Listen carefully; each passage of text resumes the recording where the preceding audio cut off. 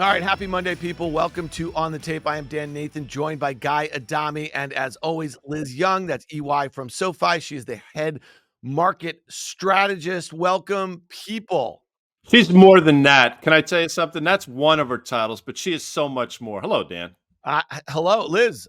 You are beaming today because your Green Bay Packers just did the unthinkable on their home opener last night. Good for you. They did. They did. Sloppy first half. Got it together at halftime, and 18 unanswered points to beat the Saints at home. Thank God for that.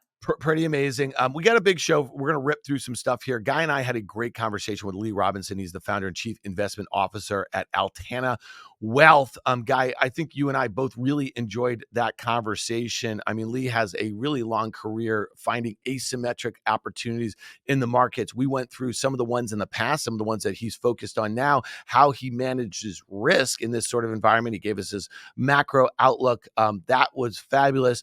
But again, like I said, today, we got a lot going on. There's some big earnings in the market this week. There's some big deadlines. We're going to talk a little bit about possibly this looming government shutdown. And also, it is Yom Kippur. My people atone for their sins on today. And I thought that maybe we could all atone for a market sin that we inflicted really probably on ourselves in 2023. I know I have a couple of them. So we'll get into all that here. All right, Guy, let's talk about this looming shutdown. I know that you spent some time reading about it over the weekend. There was some data I saw out of Axios. This would be the 22nd government shutdown in 5 decades. Okay, so this deadline is on September 30th. Talk to me a little bit about how dysfunctional our government is, that they are willing to shut down the government, not pay its employees, not pay a whole host of other things, cause market disarray, economic disarray. I mean, this is one of those things that just causes lots of companies and individuals just to put off spending plans and a whole host of other things. I mean, what do you think? Are we going to have this week? And will the markets, and is that kind of a little bit of last week? Are we starting to price that in a little bit? Yeah, I don't think so. I don't think the market sell-off that we saw last week and potentially, the weakness we're seeing early today is on the back of that. Maybe it's some of it. I don't think that's what's going on. I don't think the market is really fully comprehending what it could mean. But I also say this, and I hate the expression, it's different this time. However, there seems to be a very vocal minority that seems hell-bent on pushing this thing to the 11th hour and maybe pushing it through that and to see what happens. Former President Trump has said in a couple interviews that, what, let the government shut down. Let's see what happens. Maybe it's much ado about nothing. I'm paraphrasing. So I think there are people that believe that, and I think they're going to push. So the sell-off that we're seeing in the market, I think, is predicated on other things that we will talk about, but I don't think it's taking into consideration what could potentially happen in 6 days. With that said, I mean, historically, we get to sort of the 11th hour and they figure things out.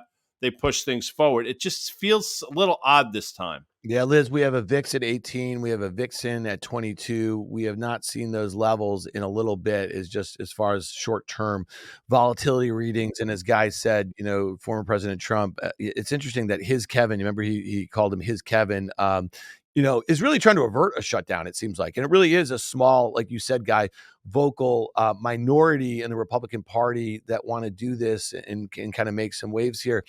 Do you think the markets last week, we had a little downward volatility, had definitely a little bit of a tone. Are we pricing anything in right now, especially with a 10-year yield at 4.5%? Well, first of all, I think it's funny that we're talking about a VIX at 18 and saying, oh my gosh, it's at levels we haven't seen in a while. It just goes to show the environment that we've been in, right? VIX is still below 20, and we think that 18 is high compared to what it's looked like. So there's been, in my opinion, a pretty big disconnect in what the VIX is showing us and what the actual tone of the market is and the actual underlying sentiment of investors. I think that there's a lot more nerves out there than what the VIX is really reflecting.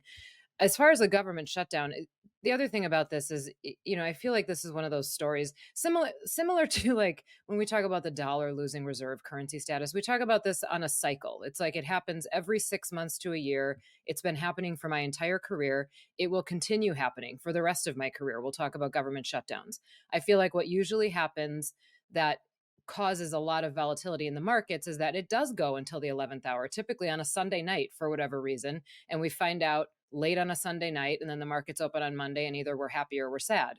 So I think this particular situation is coming at a time when we've seen a massive sell off in treasuries. We have fragility in the treasury market. We have not enough appetite, not enough buying appetite for treasuries, and a period of time when yields have continued support to even move a little higher because of inflation, because of tightening, because of everything else that we all know is very present. So, that being said, if there is a shutdown, I think that this is one that probably is more painful for markets to digest than others in the past.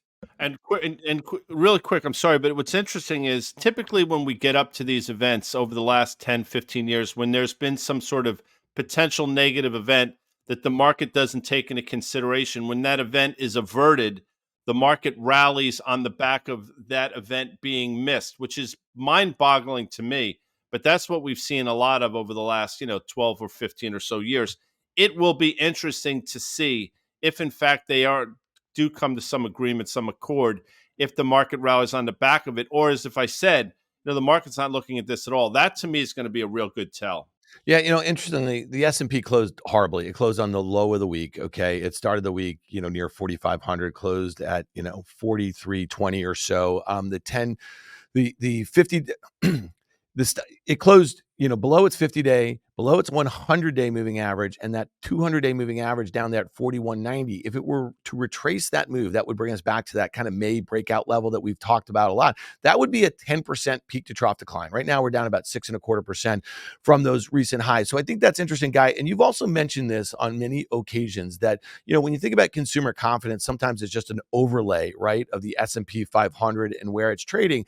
And, some of the data, and we'll throw this in the show notes. There was an article in CNBC.com over the weekend talking about credit card delinquencies. And they're at 3.6% right now, up 1.5% from the recent bottom. Goldman Sachs sees them going up another 1.3% to about 5% at a time when Americans owe more than $1 trillion on credit cards, all right, on credit cards. So many of those are floating rates. Many of those rates are above 20% or so. So, Guy, talk to me about what that kind of negative wealth effect might be if the stock market were to retrace a bunch of the gains that it's made so far this year. The S&P is up 12.5%. The NASDAQ 100 is up 34%. The NASDAQ Composite's up 26%. I mean, if we were at, kind of up low single digits, that means that many people who own many individual stocks are down again this year in those stocks, because we've spent a lot of time talking about what the equal weight S&P looks like versus the market cap weighted one, where 10 stocks have done all of the heavy lifting and account for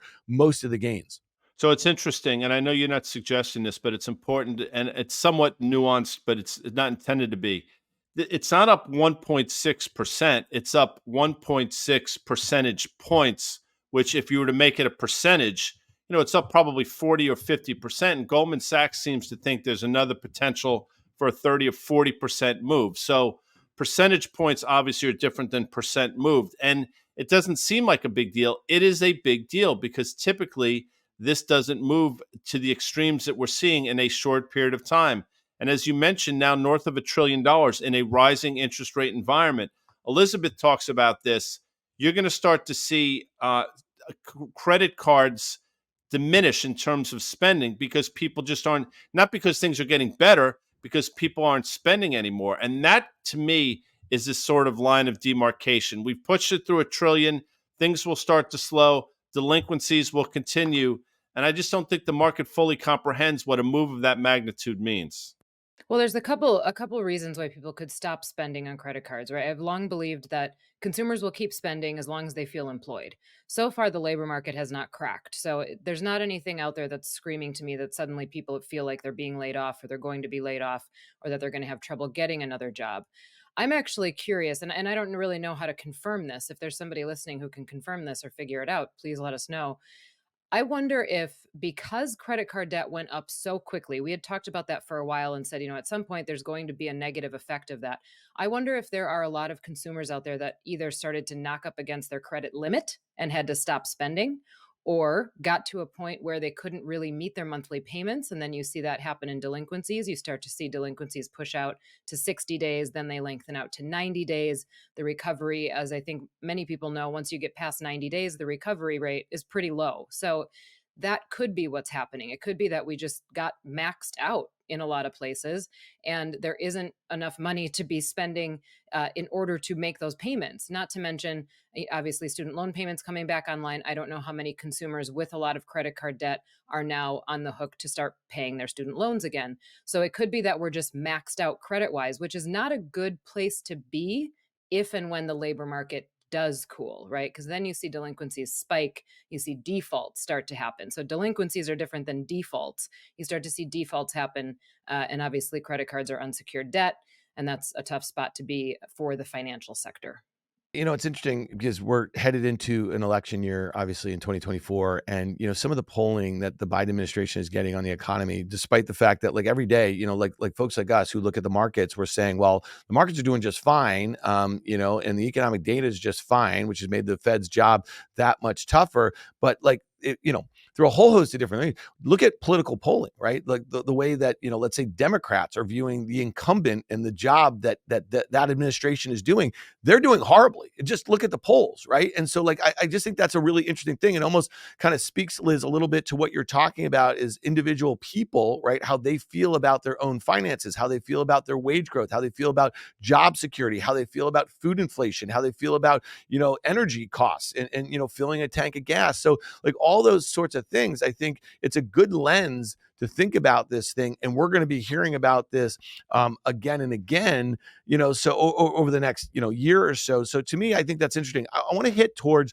a topic that we spent a lot of time in 2023 talking about, recession. And Bloomberg had an article, stocks flash recession warning as troubled spreads to industrials. So they're talking about weakness in small caps, which we talked about with you last week, Liz, a little bit, but they're also talking about weakness in the industrial sector. And they give a whole host of data and how when you have these two things, weak together in the stock market, that's usually signaling some sort of economic malaise that could lead to a recession. Liz, you talked about the lag effect, right, of all of these rate hikes. Last week, we learned from the Fed that they seem very intent on higher for longer, even if they're not going to be hiking rates that much more. Talk to me a little bit about what those two areas of the stock market are saying to you about the economy. Well, first of all, we talk a lot about the 7 or 10 names that have held up the market this year. If you look actually under the surface, the S&P 500, only 44% of S&P 500 constituents are trading above their 200-day moving average right now. So any propping up of the market that's happening is likely to be narrowly led. And the internals, what we talk about is the internals or what's happening under the surface. There's a lot of different ways we can say that, lift up the hood, pull back the curtain, whatever you want to call it. The internals are not strong and they are not broadening out. And now you've got, as you mentioned, Dan, small caps weakening. You've also got, I have a tweet from this morning about the cyclicals versus defensives pair. And that's basically long cyclicals, short defensives. It's been propped up and it typically tracks the economic surprise index. The Citi Economic Surprise Index is the most widely used. That's rolled over a bit. It had been propped up for a good portion of the year because economic data had come in much stronger than expected. But now the cyclicals versus defensives pair has rolled over, which is where industrials have seen that effect. And the economic surprise index has rolled over. So pair that with the weak internals, right? Weak breadth, and pair that with something like the leading economic indicators, which includes the S&P 500.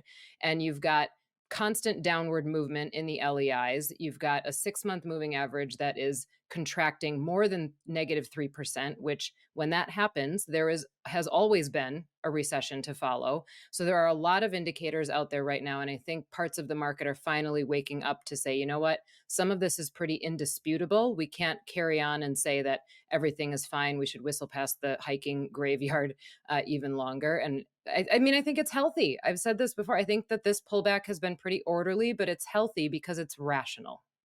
It's interesting, the Russell small cap, so the IWM, the ETF, it made an all-time high, again, not coincidentally, in November of 2021, I think north of $240-ish. Obviously, like everything else, it sold off. So a couple times now, and we saw it in August of 2022, traded up to 200 and failed. Traded up to basically 200 in February of this year and failed. And then recently, I think at the end of July, we got up to about 199 and change, effectively 200, and seemingly have failed. As Liz will tell you, big part of the Russell are small and regional banks, and the bounce in those stocks made sense vis-a-vis what happened in March or April of this year. Now, seemingly, Dan, a lot of these things are giving it back, and we'll talk about banks. I don't want to jump the gun here, but they're not trading particularly well. And again, the Russell, which topped out again November of 2021, so effectively 2 years or so ago, the underperformance vis-a-vis the broader market, I think is something to take in consideration. And I say it all the time.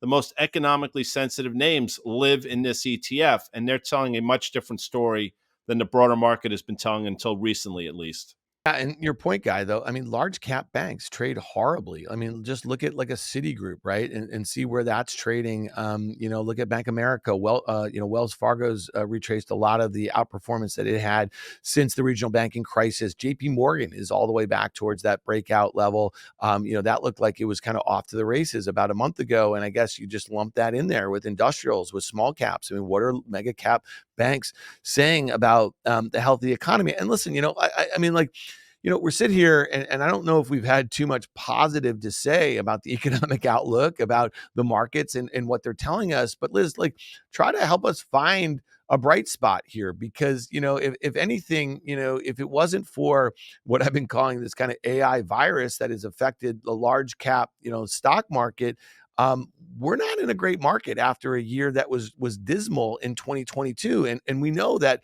what got things going in the back half of 2020 and most of 2021 was just the monetary and the fiscal stimulus that continued into last year, right? And then we had another bout of sort of monetary stimulus during the regional banking crisis, and that added, a whole heck of a lot of, fuel to the fire, into the summer and everything like that.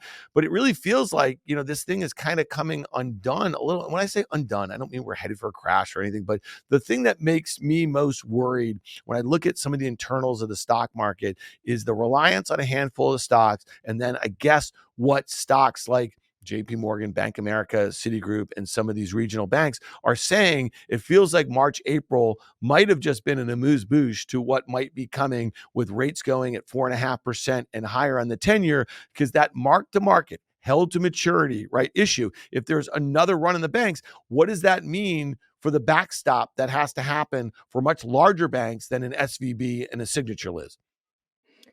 Well, you asked me to find a bright spot. So, the bright spot, I think, is number one, if we're focusing on banks, as Guy has mentioned, as you both have mentioned, banks are not trading well. So, valuations are not inflated in banks, right? Valuations are not inflated in financials. So, we're not at a point where if we did hit the skids again, if we had another issue or incident, much like what happened in March, there's not that much to give back. There's not a ton of air to let out of the balloon in valuations and financials. So that doesn't mean they can't fall further, but this isn't something where, everything is sky high and it's going to come crashing down in a huge fashion like that.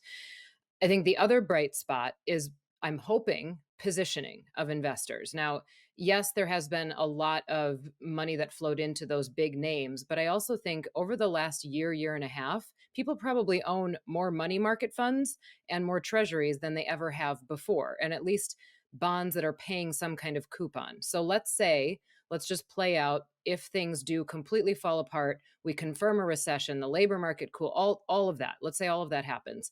Even if rates rise, even if yields go up initially in response to energy prices, inflation surprising on the upside, they are likely to come back down. So if people are exposed to parts of the treasury market, or they're sitting in money market funds getting paid while they wait, perhaps they're a little bit more protected from a big stock market crash than they would have been if we were doing this in March, or if we were doing this even at the end of 2022. So that would be the bright spot that I would try to find. I do think the bright spot, then, if you add on to that, is that correlations seem to be coming back down among large asset classes again. So treasuries, if we do hit some kind of issue, if we do hit some kind of fear-based issue, hopefully treasuries rally, stocks fall. That's what you want to see. That's what makes a diversified portfolio work.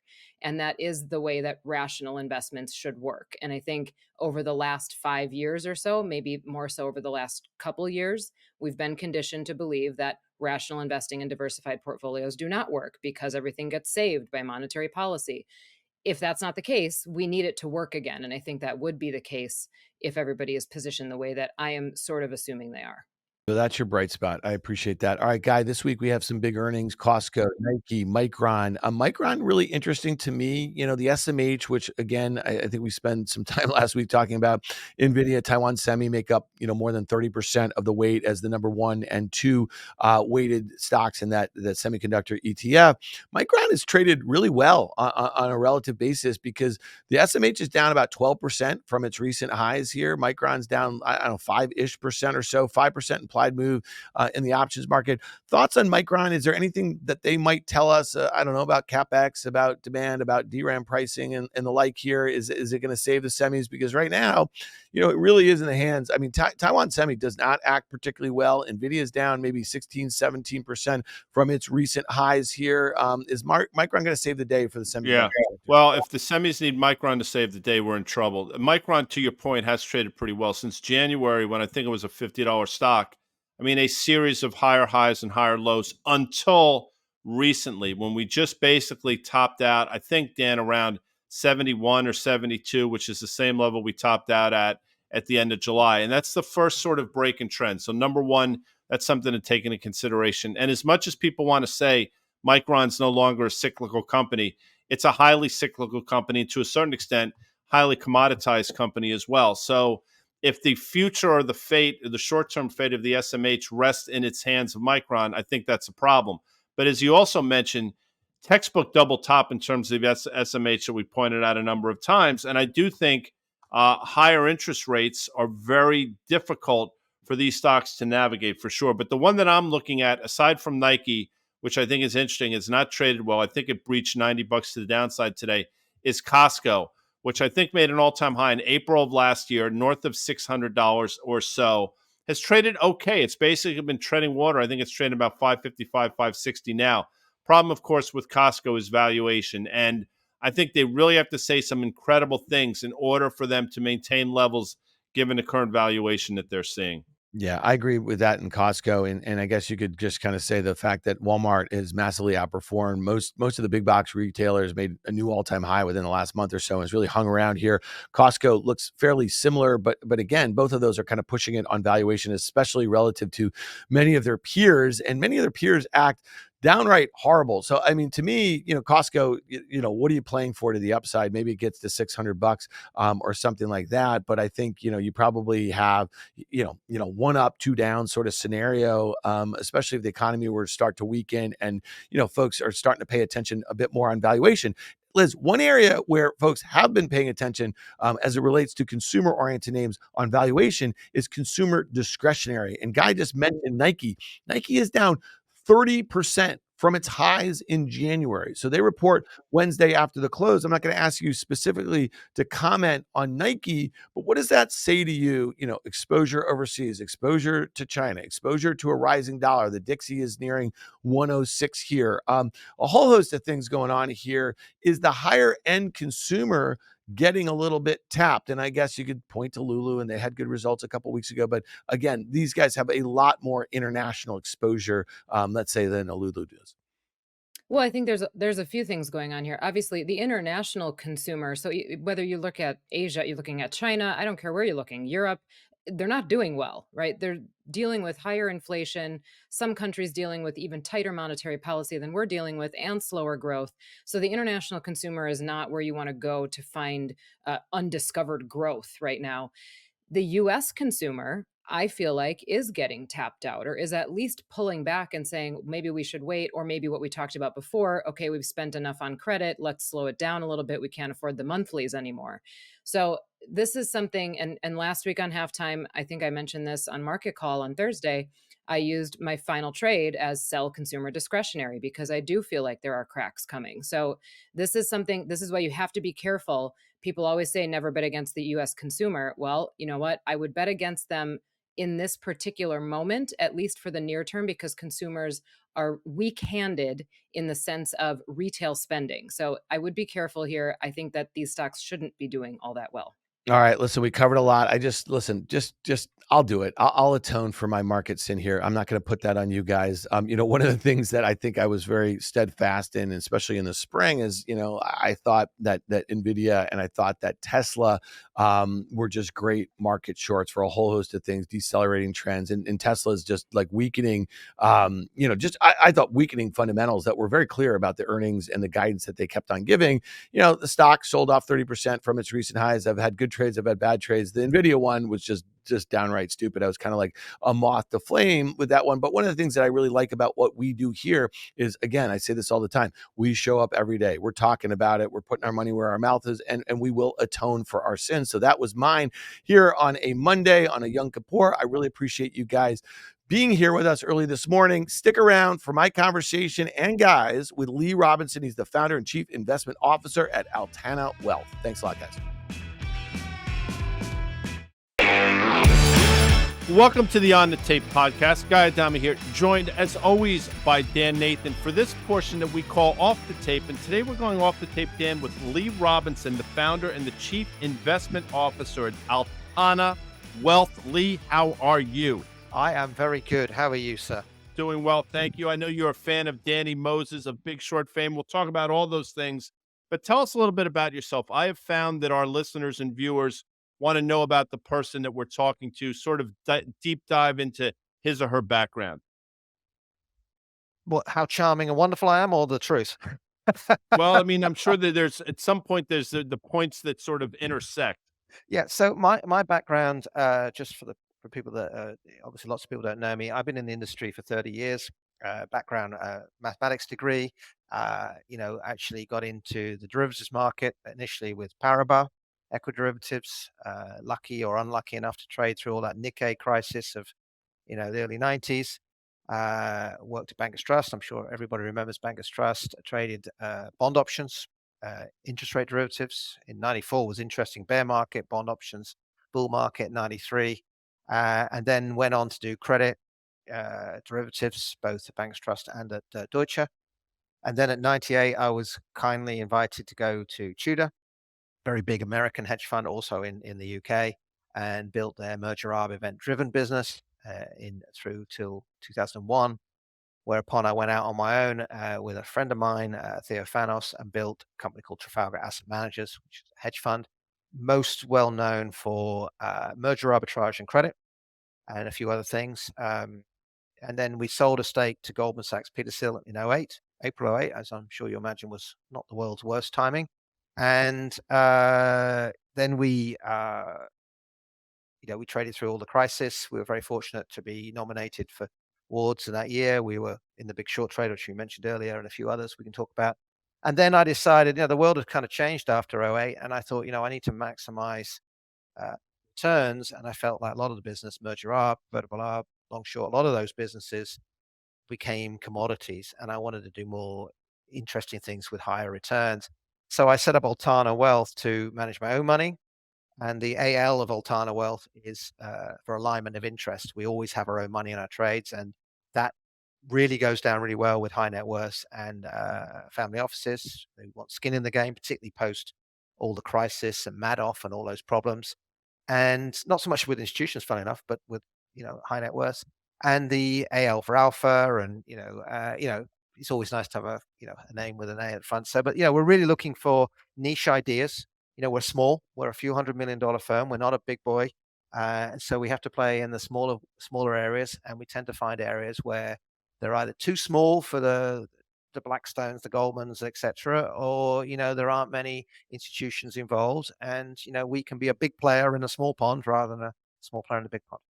Give us a sense, Lee, of, you mentioned that you spent some time at Tudor and, a fabulous hedge fund, and you were trading some very sophisticated products prior to that at some of the world's largest banks or so. How does the structure that you set up with Altana, like, how does it mesh with the current investment environment when you think about it? Because you went out of your way to say, listen, with a few $100 million, we're not one of these, 10 plus billion hedge funds, or some of these things have gotten, astronomical. And I think Guy and I and a lot of our listeners know that, in this business, you're competing often for resources, you're competing for ideas. There's a whole host of things. So Talk to me a little bit about why investors come to you. Your pedigree is amazing. It sounds like you're really good at identifying situations where risk reward can be very favorable, especially when you're thinking about it in the right context, but not a context where you're judged against peers or indices, if you will. So talk to us a little bit about the uniqueness of Altana. Yeah, look, I think it's not it's about making money at the end of the day. And some of these very big firms, I mean, take a good example. If you wanted to go buy SVB loan book in March when it blew up, there's probably only, let's say, 50 firms in the world who've got enough bench strength to go out there and review that in 2 weeks. You need a team of 100 people. You need a big team to do that. And when I started in the hedge fund industry in the late 90s and early 2000s, it was about gathering information, and we could gather information in ways that in the ordinary individual and even some of the banks couldn't do by just digging in deep, translating, going to meetings in places, meeting companies. And then the internet just took off. And by '03, I had this conversation with Theo in '03. I said, this business has become from an information gathering to information filtering, at which point you need big budgets to buy computer power and people and quants and techs to analyze if you're in convertible arb, if you're in merger arb, in long short equity. But there are lots of other areas. Well, it's still quite manual. Some of the emerging market stuff, some of the distressed, some of the new technologies, carbon, crypto. That you haven't got that information. So we want to play in spaces where you don't need a $10 million budget just to switch on the lights. So, and there are still those places. I mean, secondary bond market trading is still a very small pool compared to 2008. It was a 350 billion overnight market. It's now a 35 billion. Well, guess what? There are opportunities there that weren't there in '08. So things evolve and you just keep going. So I think the asset management industry, hate to say it, it's far too many. It's going to stratify. There's going to be smaller niche guys. There's going to be this big bone, BlackRock, Citadels, whatever out there at the top. And in the middle, where we were, which was a $2-3 billion hedge fund, I just don't think there's space for them anymore. I don't think they have an edge. And so, that's what we do. And we're trying to make money with our own money and we're trying to make money for others. But most of our strategies aren't scalable. And, some of the stuff we're looking at maybe a few $1 million. But just to finish off, I look at some of these big, big distress firms, and I trade in the distress space, and they've got billions of dollars, right? And, I was looking at Lebanon recently, Lebanon, which is distressed. It's trading below 10. It's in a very bad way. And a big block came for sale, right? And it was 150 million face at 7 cents. I mean, we're talking $10 million. I mean, how is a big distress fund really deploying $1 billion today? Well, it's not. It's doing stuff at 60, 70, 80. It's doing high yield. So, I think the industry is going through a change, and we're going to see a stripping out of people. And for us, we have no choice. We're not at the big end.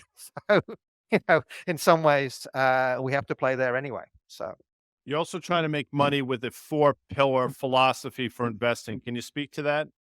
well, look, it's not nice to say, but our industry really should have a Hippocratic oath, a bit like the doctors, right? They should be, do no harm to your client, right? A law firm or a doctor have this thing. And our industry doesn't have that, it has conflicts of interest, along the way.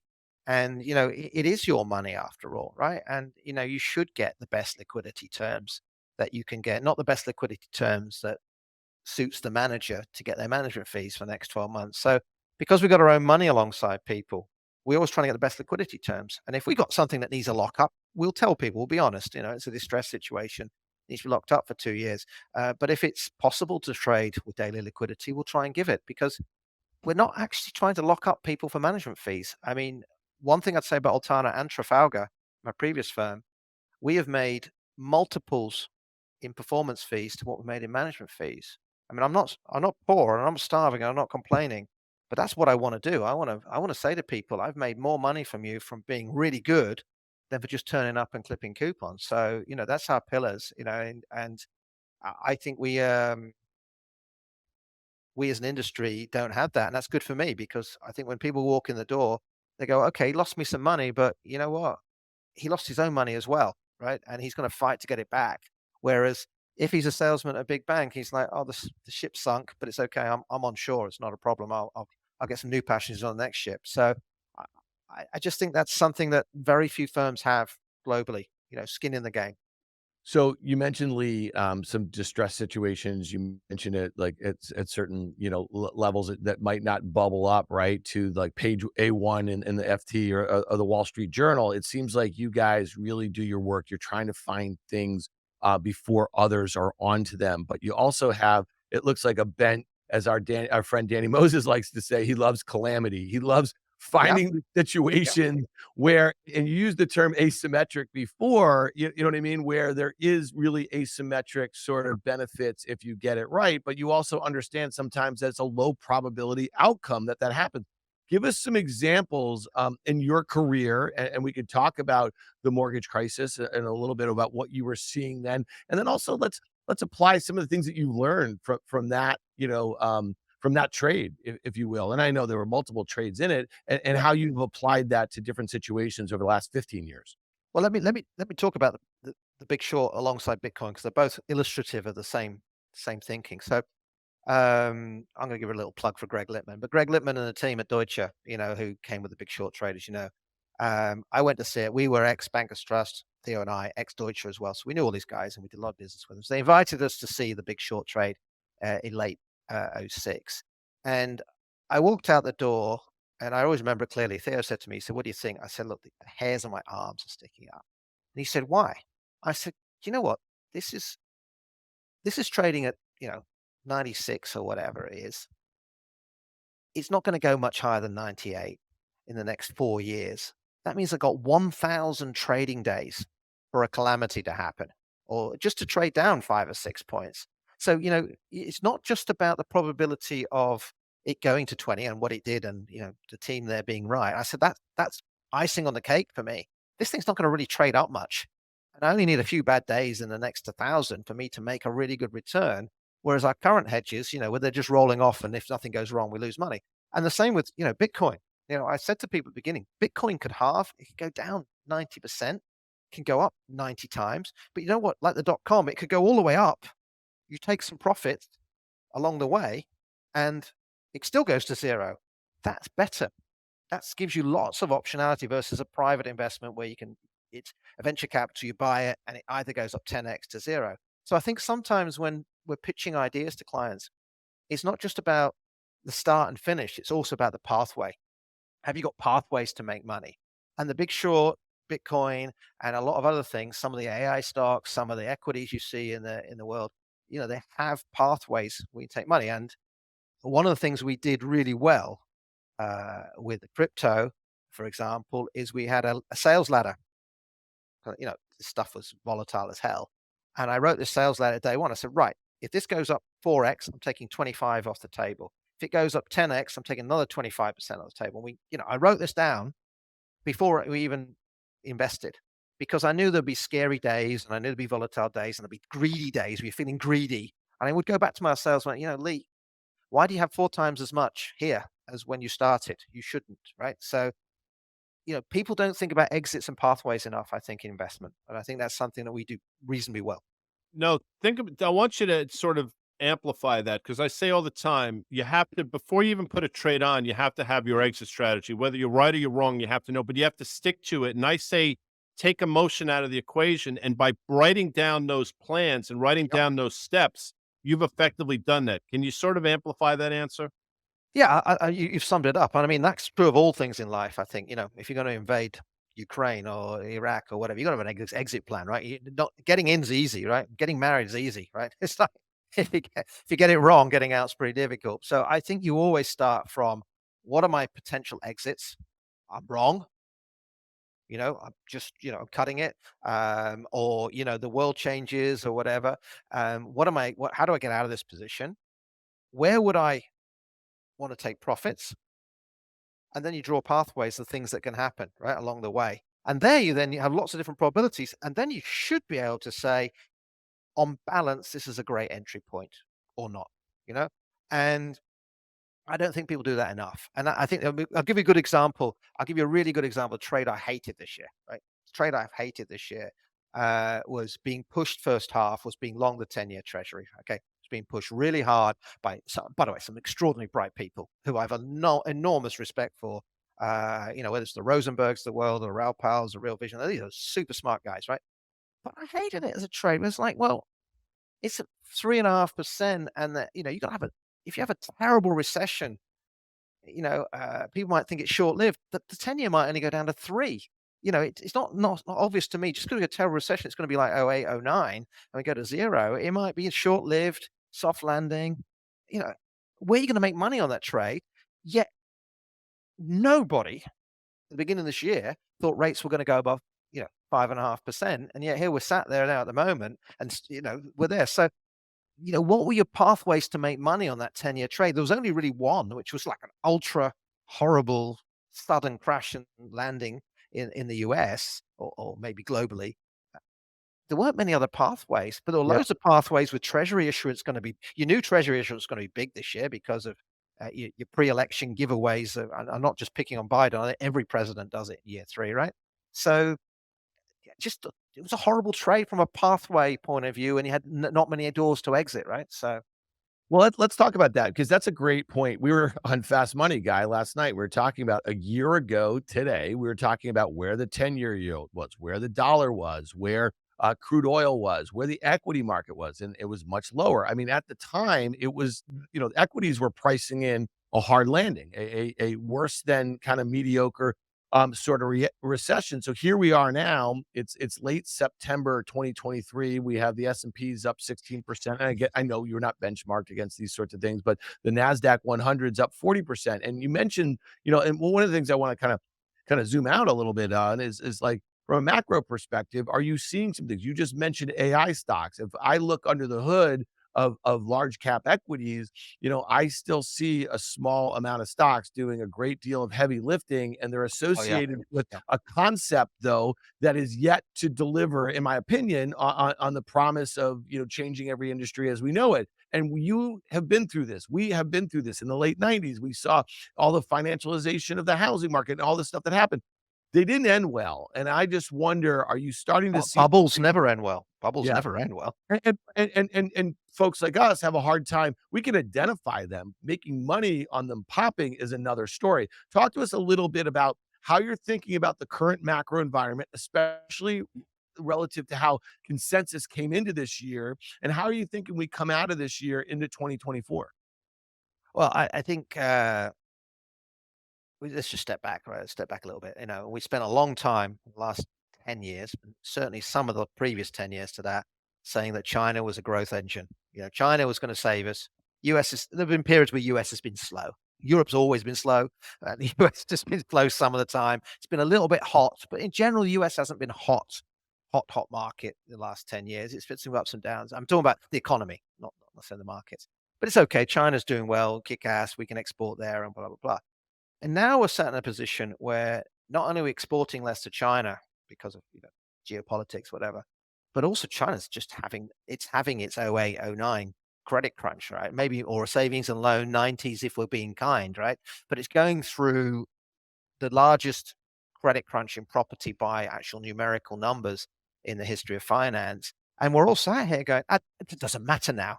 It doesn't matter. China's not important. So that bugs me a lot, guys. It really bugs me that we sat here going, China's great. Oh, no, now it's insignificant. I don't think it is. I think China's a massive, massive headwind.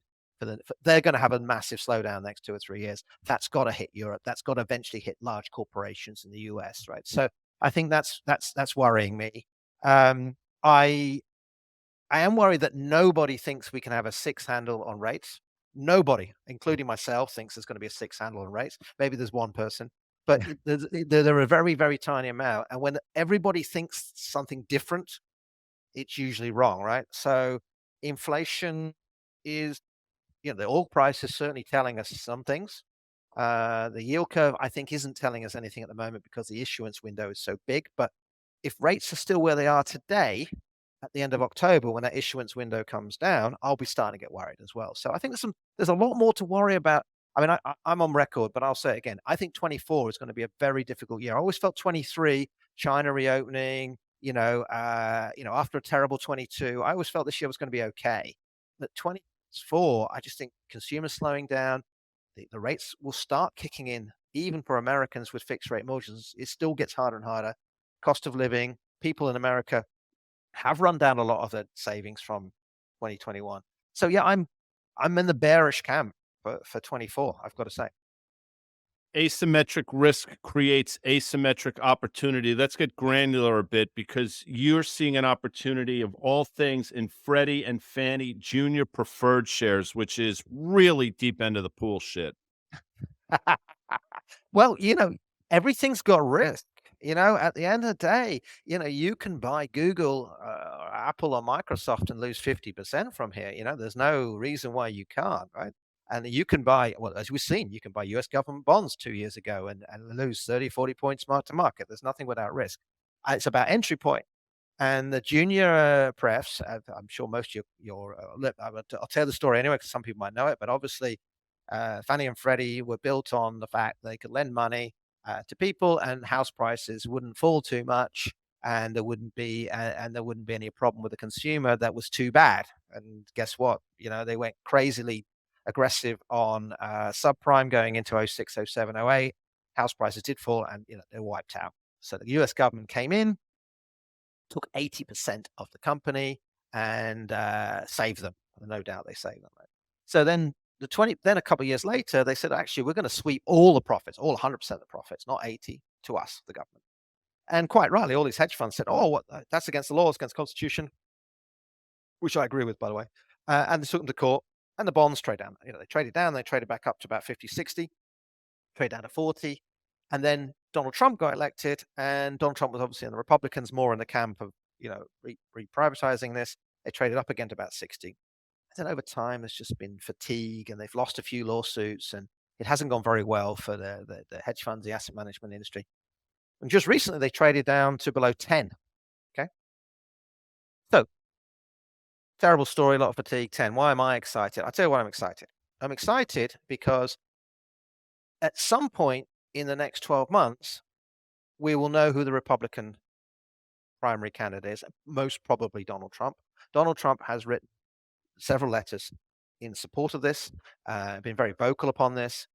And at some point, it's possible the market prices in, obviously, will price in a probability of Donald winning of, well, you tell me, 40, 45, 50%, depending where he's in the polls. And they'll say, well, if he wins, these things are going to trade at 75, 80 cents. So 80 cents times 40, 45, you're down at 30, 35 points versus getting in at 8 today. So it's a nice 9 months, 12-month trade. You don't stay in the trade post the election because you don't know who's going to win on the night.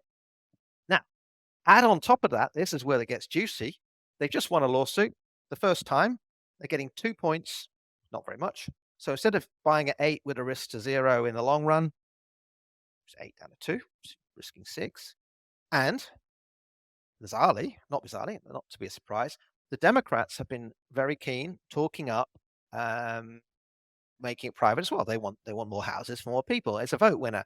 And the people they put in place over the last 2 or 3 years have all been pro privatizing Fannie and Freddie. Now, the one last piece, which is not my idea, someone else pointed out, is the debt ceiling was put in place a few months ago. Now, if the Democrats were to privatize this, not only would it put a stick in the eye of Donald, they would also raise 100 billion maybe that they could spend next year, let's say, to win a few votes. So, there's a lot of other catalysts, and it's a nice 12-month trade. It's at 8. It's not going to trade below 5 before the elections. It might go to 0 in the long run, but it's not going to trade below that while there's a probability of the Republicans winning. So, you're looking at 3, 4 downside. It might go to 30. That's, 22 up. 22 up, 3 down. I like those trades. Yeah. Well, it's interesting. There's your equity derivatives hat coming on there, as Yeah. far as, but talk to us a little bit. You mentioned having a plan going into a trade. And so when you think about, something like this, you're saying risk 6 to possibly make, 20x, 30, whatever the number is, right? And you have a time horizon and you have some catalysts laid out.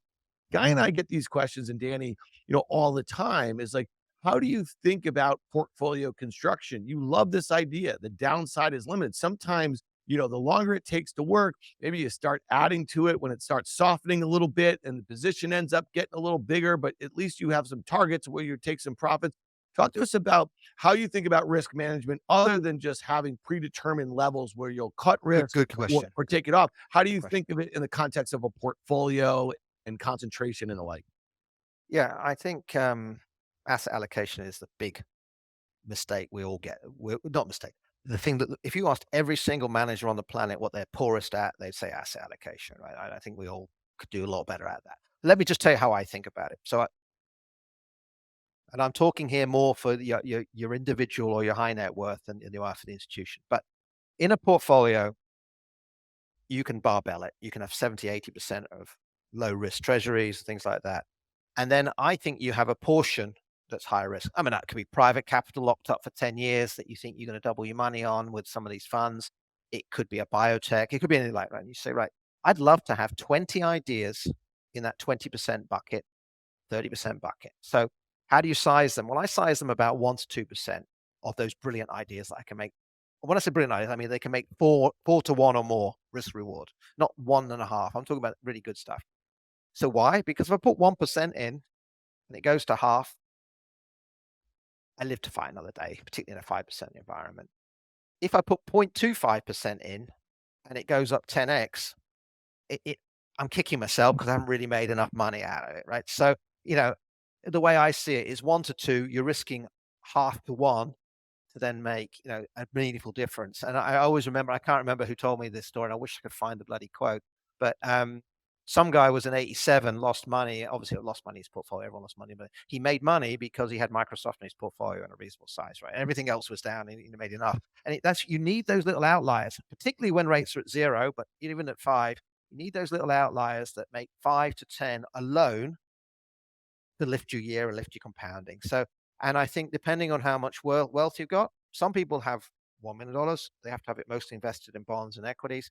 Some people have 100, some have a billion. The more you have, the more you can take those bets that can go wrong and you can recover from. Because in theory, I could have 5 great trades this year and they all lose, and I can have 5 next year and they all win. So they don't always happen. You don't always happen 2.5, 2.5. But yeah, that's how I think it. I think if you're risking 1 to 2, whether it's Bitcoin or whether it's Venezuela or whether it's Fannie and Freddie, you live to fight another day.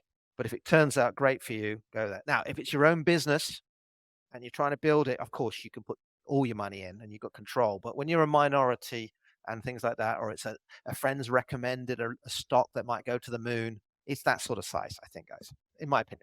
Okay, Lee, you mentioned Bitcoin, and it's a topic that we spent a lot of time when we launched our podcast back in 2021 on, and we had a lot of really smart guests. And again, I think many of our listeners know I've been very crypto curious. I'm probably not that interested in Bitcoin and the blockchain as much as I am as maybe some of the other applications that we saw bubble up in and around Web3 and the like here. And Yeah. I'm not talking about PFP, NFTs, and this and that, whatever. I was definitely curious about all of that stuff because to me, it just reminded me of the wild, wild west of the 90s. Okay. Yeah. But it was really investable for a period, and then it crashed. And then there was, if you you know, kind of search through the embers, there were some things that ended up becoming the next $1 trillion market cap companies 20 years later, that sort of thing. Yeah. Talk to Amazon. me Yeah. a little Yeah. bit about how you're thinking about it, because that is the epitome of asymmetric here. And it sounds like you guys were early in the trade.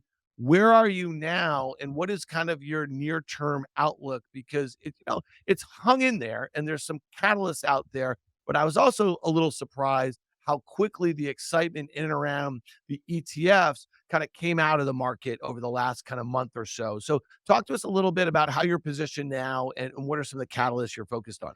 Yeah. So we've been in Bitcoin since 2014. So we've seen some really wild rides. And you said Wild West. I mean, Wild West squared, right? It's Yeah. just incredible. But people forget and people beat up Bitcoin. But it's been the best performing asset in 10 of the last 13 years out of the major assets. Now, that's not the same as a .com or a bubble stock that does it once, or maybe twice. I mean, it's been consistently surprising you. So from a pathway point of view, there's been plenty of options to be in and out, in and out, in and out, make money and lose money. Don't get me wrong. But what always flows me is that I've never known such a bifurcation in opinions. I mean, there are people when I talk about Bitcoin who literally want to vomit. They hate it. They get angry. There's FOMO or there's this is a fraud and blah blah, which can't be the case. It's still around. 13 years later, it's not. It blocked.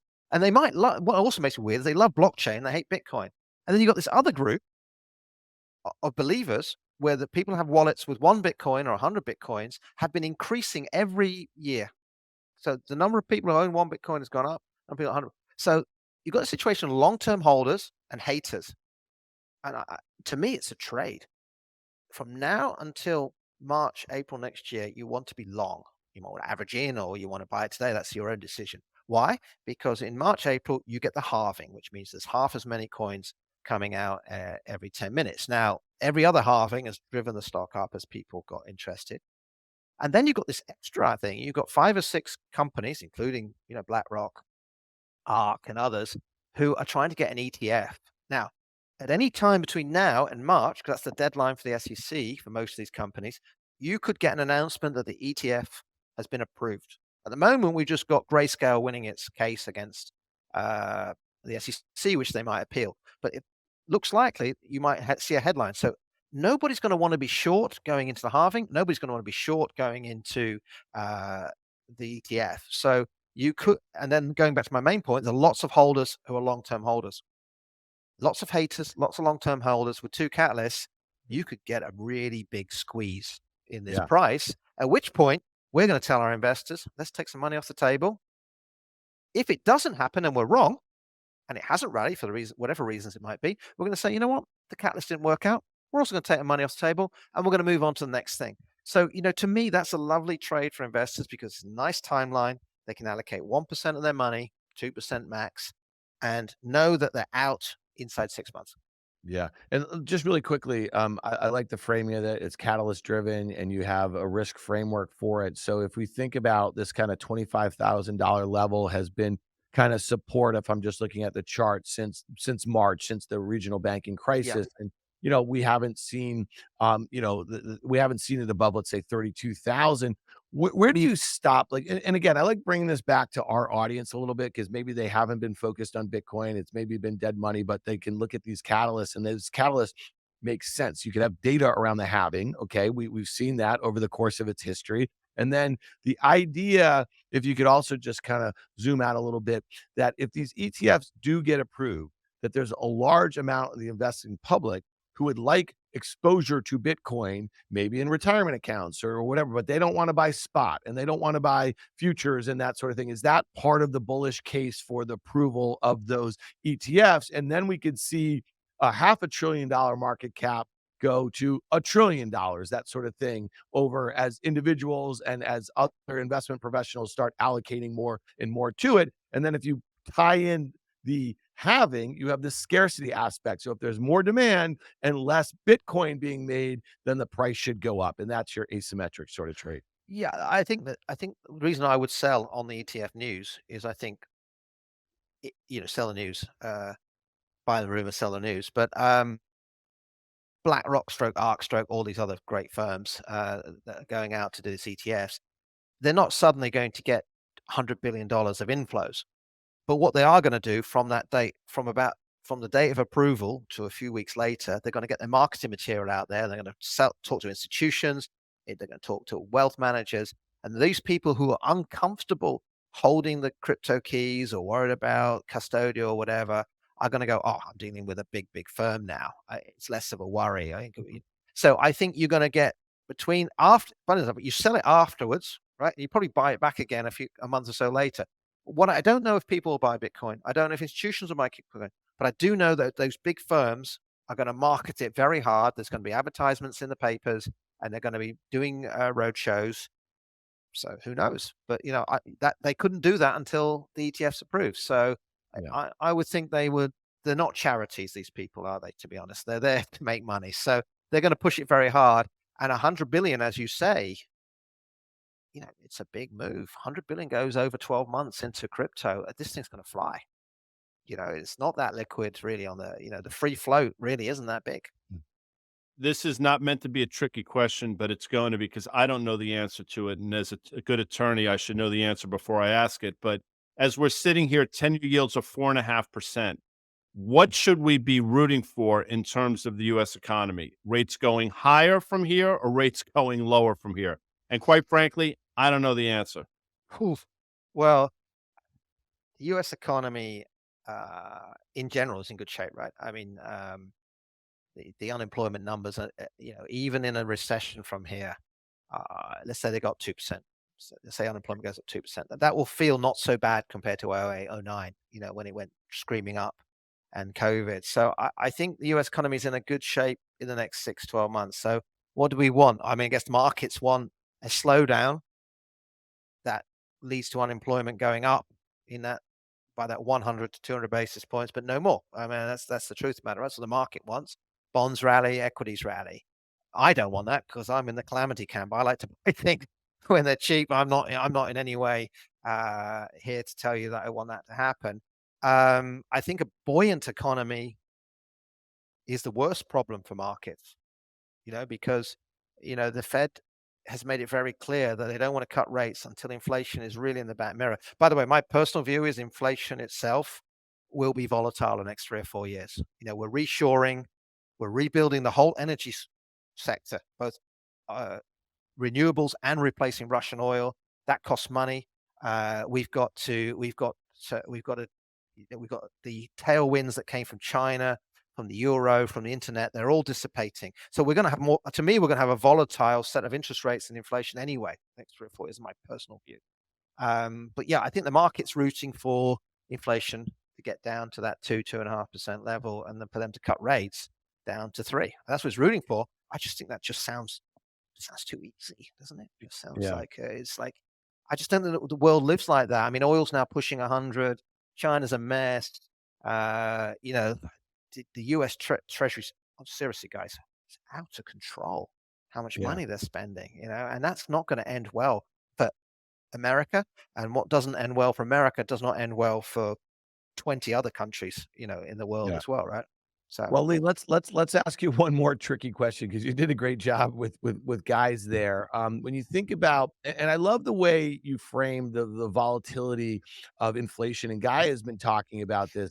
Guy and I have been doing CBC's Fast Money together. He's been doing it for 17 years. I've been doing it with him since 2011, and he's been saying about inflation. Careful what you wish for. It's not measured. I mean, like you're literally one of the few guys who've been saying that. I think publicly, Guy, for over a decade. And now here we are. And so let's take a step back to March, April, when the Fed, which was battling inflation by raising interest rates, we had a 10-year that was still below 4%, and something broke. And there's lots of folks who use that expression, and maybe sometimes a little glib, but look at what happened with our regional banking sector, right? So I guess the last question I have is if you think that it was non-consensus, you know what I mean, back, a year ago that rates were going to go materially higher. They're breaking out right now. What breaks next? Because it really feels like, and especially when you throw in that deficit spending and all in the election year and the geopolitical things, it seems like, a 16 or 17 VIX, which was just 13 and a half a week ago. And we can look at the curve and we can see that there's some risk being priced in. But at least for the here and now, with the S&P where it is, where equities in general where they are, it doesn't feel like we're on great footing, especially if rates are going to go higher and inflation is going to stay volatile. I mean, look, it's a very strange market, as you alluded to earlier in that pre-conversation. We have 6 or 7 stocks just powering ahead, right, and driving it. You asked me several questions. What's going to go wrong next? I mean, the obvious one is the property market, right? And then some of that's priced in. It's come down, but it's a long way from where buyers like me would say that's good value, right? And we've got several problems with properties. The one obvious one is rates are higher. So when you're rolling over your loans, you've got to put new equity up. And property guys tend to be super optimistic and they never have any money. So, that's going to be a problem. But people also forget in Europe and to an extent in the US, not every state in the US, you got to decarbonize your buildings. That costs money over time, right? And you get it back in yield over 20 years, but up front, it's a lot of money. So I think you're going to get a lot of people who just cannot make those payments and have to sell down into the distressed market. And we've seen in Europe and to a lesser extent the US, when rates went up last year, the sellers were still here and the buyers were here, not much happened. We're seeing now a lot of sellers having to sell. We're still not at absolute rock bottom levels where we all pile in, but the market is beginning to tell me that property is interesting. It's a problem, and that's a liquid, lumpy, situation. So I think that's an area that we got to keep an eye on. I think that in terms of the S&P, I think it's a more complicated story because a lot of these companies have refinanced out to 7 or 8 years, and they don't have imminent. Everyone says, "Oh, rates have gone up." A lot of these guys, they funded fixed, 1-2%. They don't have that problem for a while. The person who has the biggest problem, and the one I pull my hair at, is why did the US government not finance 6, 7 years, 3 years ago? Why were they funding 3 years when the yield curve was so low? And, Janet Yellen has to take an enormous amount of blame for this. I mean, it was a dreadful decision, right? And, it just seems to me that at some point, and she's not the only one, but there's some European sovereigns as well, we've got a big problem if rates stay high, mediumly high for the next 5 or 6 years, because a lot of governments got 3 to 6 year lumpy debt renewals, right? And it's okay. If rates go up now and then come down, they're fine. But what if they stay high? That's a big problem.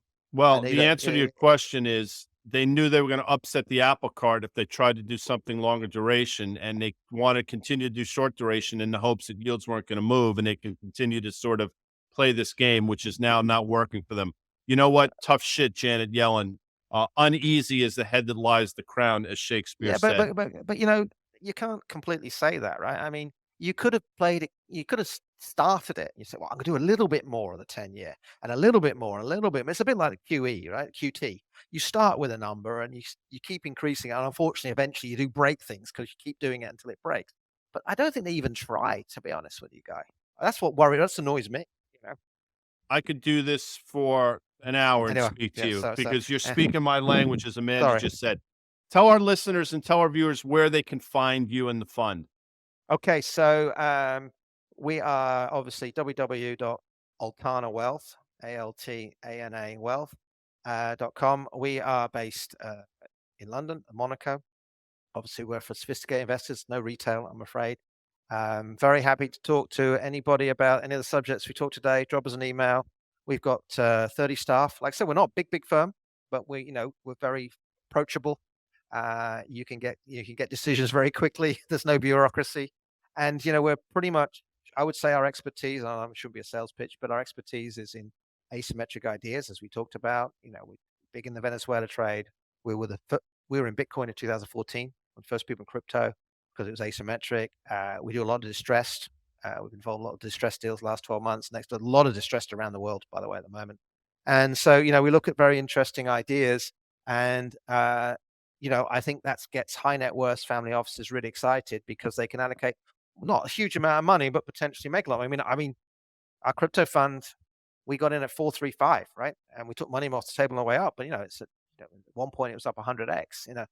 That's a life changing return for some of our investors. So it's a nice thing to say, right? Yeah. And by the way, I want to be very clear.